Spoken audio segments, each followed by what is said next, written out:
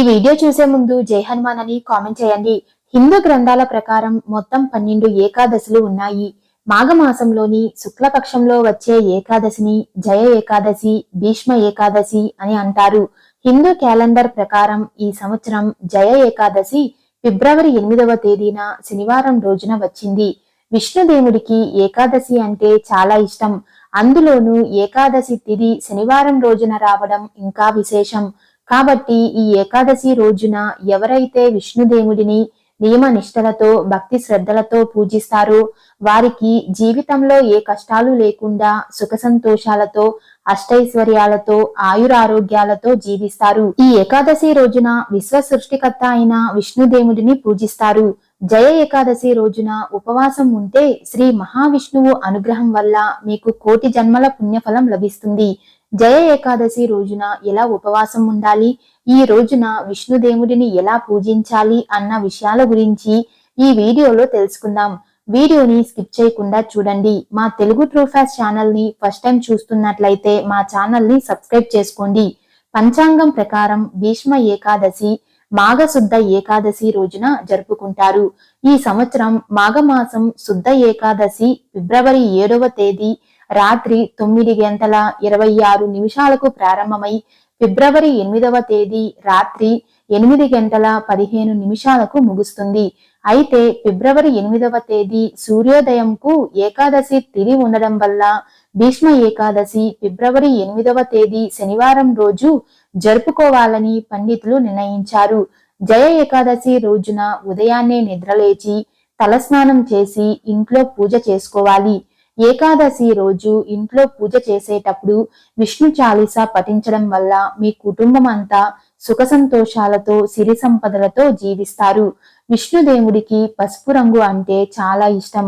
కాబట్టి ఈ ఏకాదశి రోజున విష్ణుదేవుడికి ఇష్టమైన పసుపు రంగు బట్టలను ధరించి పూజ చేసి దేవుడికి నమస్కరిస్తే మీరు కోరిన కోరికలను నెరవేరుస్తాడు.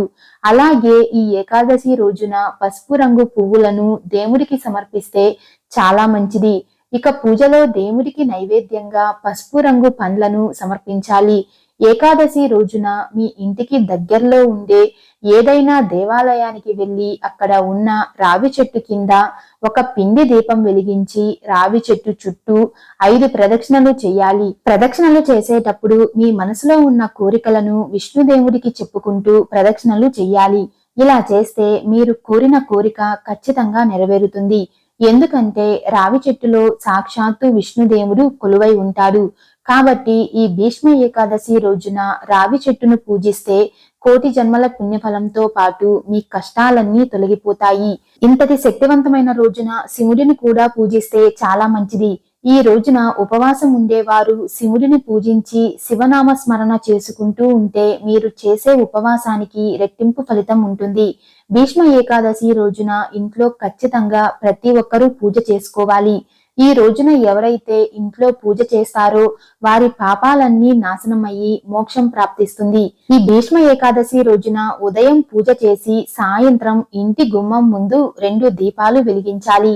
ఈ 2 దీపాలలో ఒక దీపం విష్ణుదేవుడికి అంకితం, మరొక దీపం లక్ష్మీదేవికి అంకితం చేయబడింది.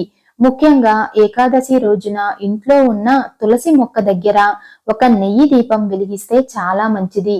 తులసి మొక్క దగ్గర దీపం వెలిగించి పసుపు, కుంకుమ, అక్షంతలు తులసి మాత పైన వేసి నమస్కారం చేసుకుంటే మీకున్న డబ్బు సమస్యలన్నీ తొలగిపోతాయి. ఎందుకంటే తులసి మొక్కలో లక్ష్మీదేవి కొలువై ఉంటుంది. కాబట్టి సంపదకు దేవతైన లక్ష్మీదేవి స్థిర నివాసం ఉన్న తులసి మొక్క దగ్గర దీపం వెలిగిస్తే మనపై లక్ష్మీదేవి అనుగ్రహం కలిగి సిరి సంపదలు ప్రాప్తిస్తాయి. తులసి మొక్క లేని వారు ఈ రోజున మీ ఇంటికి తులసి మొక్కను తెచ్చుకుంటే చాలా మంచిది. ఈ రోజున ఇంటికి తులసి మొక్కను తెచ్చుకోవడం వల్ల స్వయంగా లక్ష్మీదేవిని మీ ఇంటికి తెచ్చుకున్నట్లే అని పండితులు చెబుతున్నారు. అలాగే ఈ రోజున శ్రీయంత్రాన్ని ఇంటికి తెచ్చుకొని మీ పూజ గదిలో పెట్టుకుంటే విష్ణుదేవుడి అనుగ్రహం మీపై ఖచ్చితంగా ఉంటుంది. ఈ రోజున ఓం నమో నారాయణాయ నమః అనే మంత్రాన్ని 108 సార్లు జపిస్తే విష్ణుదేవుడి అనుగ్రహం వల్ల మీకు అష్టైశ్వర్యాలు చేకూరుతాయి. భీష్మ ఏకాదశి అని పిలువబడే ఈ రోజున భీష్మాచారుణ్ణి తలుచుకుంటే మీ పితృదేవతలకు స్వర్గలోక ప్రాప్తి కలుగుతుంది. ఈ పర్వదినాన తర్పణం వదిలితే సంతానం లేని వారికి సంతాన ప్రాప్తి కలుగుతుందని, పిల్లలు ఉన్నవారికి మంచి బుద్ధులు కలుగుతాయని విశ్వాసం. భీష్మ ఏకాదశి రోజున చెయ్యకూడని పనులు ఏమిటంటే, ఈ రోజున మాంసం, వెల్లుల్లి, ఉల్లిపాయ వంటి ఆహార పదార్థాలకు దూరంగా ఉండాలి. ఏకాదశి రోజున అన్నం తినకుండా ఉపవాస దీక్ష చేపట్టాలి. ఏకాదశి రోజున ఇంటిని శుభ్రం చేయకూడదు. ఈ రోజున జుట్టు, గోర్లు, గడ్డం తీసుకోకూడదు. ఎవరిని కించపరిచే విధంగా మాట్లాడకూడదు. పూర్వకాలంలో సుమేధ అనే బ్రాహ్మణుడు ఉండేవాడు. ఆయన భార్య పేరు పవిత్ర.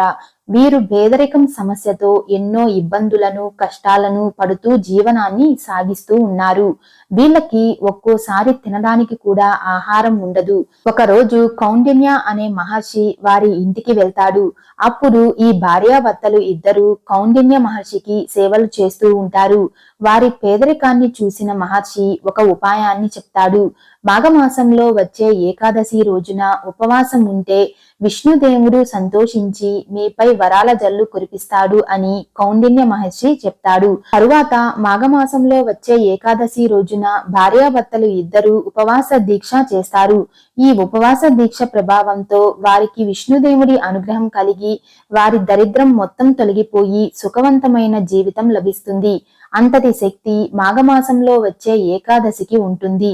కాబట్టి ప్రతి ఒక్కరూ ఈ భీష్మ ఏకాదశి రోజున ఉపవాసం ఉండండి.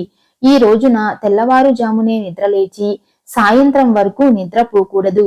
ఉపవాసం ఉన్నవారు భగవంతుడి కీర్తనలు చేస్తూ రాత్రంతా జాగరణ చెయ్యాలి. ఈ రోజున విష్ణు సహస్రనామాలు, భగవద్గీత పఠిస్తే చాలా మంచిది. ముఖ్యంగా ఈ రోజున పేదవారికి అన్నదానం చేస్తే కోటి జన్మల పుణ్యఫలం సిద్ధిస్తుంది. కొత్తగా పెళ్లైన దంపతులు ఈ పవిత్రమైన రోజున శ్రీ మహావిష్ణువును ఆరాధించడం వల్ల మీ సమస్యలన్నీ తొలగిపోతాయి. ముఖ్యంగా డబ్బు పరమైన సమస్యలన్నీ తొలగిపోయి డబ్బుకు ఎలాంటి లోటు ఉండదు. సంతానం లేక బాధపడుతున్న వారు ఈ భీష్మ ఏకాదశి రోజున ఉపవాసం ఉండి విష్ణుదేవుడిని పూజిస్తే వారికి ఖచ్చితంగా పుత్ర సంతానం కలుగుతుందని పండితులు చెబుతున్నారు. ఈ వీడియో మీకు నచ్చినట్లయితే లైక్ చేసి షేర్ చేయండి. ఇలాంటి మరిన్ని అప్డేట్స్ కోసం మా ఛానల్ ని సబ్స్క్రైబ్ చేసుకోండి.